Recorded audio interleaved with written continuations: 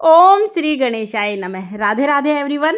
आज की वीडियो में हम जानेंगे कि चंदन छठ के व्रत कैसे किए जाते हैं और इसकी पूजा कैसे की जाती है। भादो मास के कृष्ण पक्ष में आने वाली छठ तिथि को चंदन छठ के रूप में मनाया जाता है। इस दिन भगवान गणेश जी का पूजन किया जाता है और व्रत किया जाता है। ये व्रत ज्यादातर कंवारी कन्याओं से कराया जाता है। 13 साल से कम उम्र की जो लड़कियां होती हैं उनसे व्रत कराया जाता है। वैसे महिलाएं भी इस व्रत को कर सकती हैं, लेकिन ज्यादातर छोटी बच्चियां इस व्रत को करती हैं और 2-3 साल की उम्र से आप ये व्रत करा सकते हैं बच्चों को।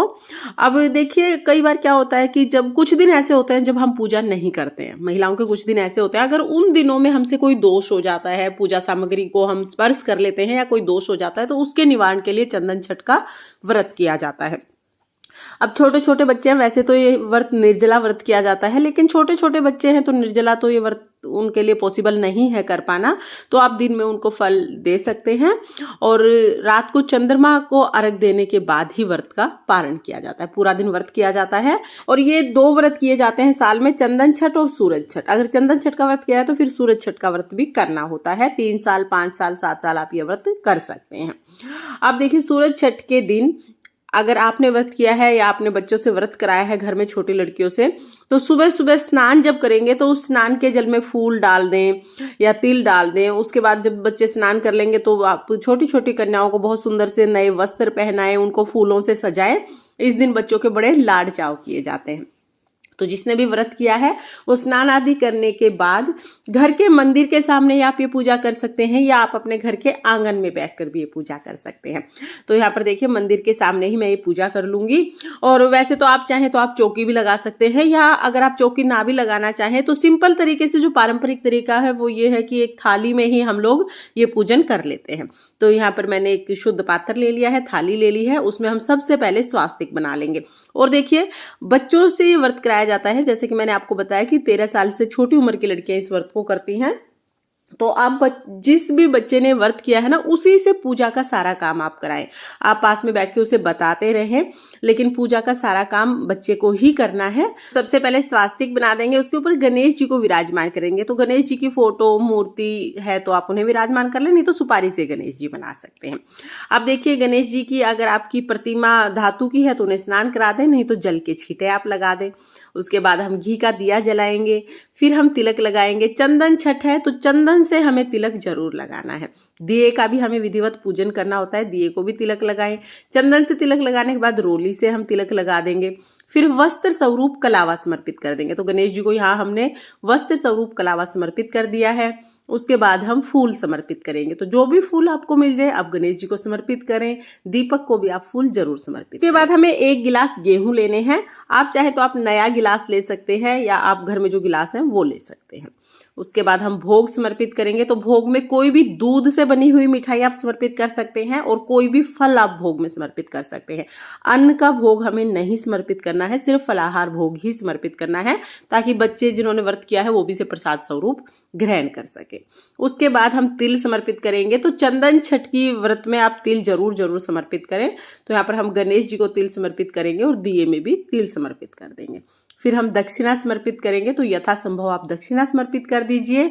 उसके बाद हम धूप दीप दिखाएंगे और फिर हमें कथा सुननी है। तो चंदन छठ की कथा सुनने के लिए हम 1 लोटा जल ले लेंगे और देखिए, जो गिलास हमने लिया उस पर भी तिलक कर देंगे। जो हमने लोटा लिया है उस पर हम स्वास्तिक बना देंगे। और जैसा कि मैंने आपको बताया कि जिस छोटी बच्ची ने व्रत किया है ना, वही ये सारे काम करेगी। पूजा की जो भी विधि है उसका पालन जिसने व्रत किया है वही करते हैं। उसके बाद देखिए, जल का जो लोटा है उस पर भी हम 7 टिक्की लगा देंगे। 7 टिक्की हमें लगानी है। इस तरह से जल का लोटा हमारा तैयार हो जाएगा। स्वास्तिक बना दिया है, 7 टिक्की लगा दी है। अब हम कथा सुनेंगे। तो कथा सुनने के लिए हाथ में हमने फूल ले लिया। फूल ले सकते हैं या तिल ले सकते हैं। खाली हाथ कथा नहीं सुनते हैं तो यहाँ मैंने फूल ले लिए हैं। यहाँ पर हम कथा सुन लेंगे। कथा का वीडियो आपको चैनल पर अलग से मिल जाएगा, लिंक मैं आपको डिस्क्रिप्शन में दे दूंगी, आप वहां से देख लेना।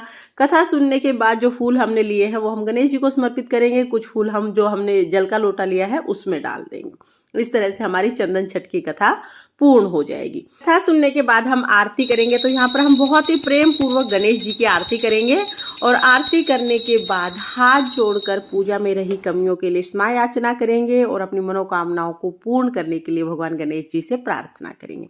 इस तरह से हमें कथा सुननी है और पूजा करनी है।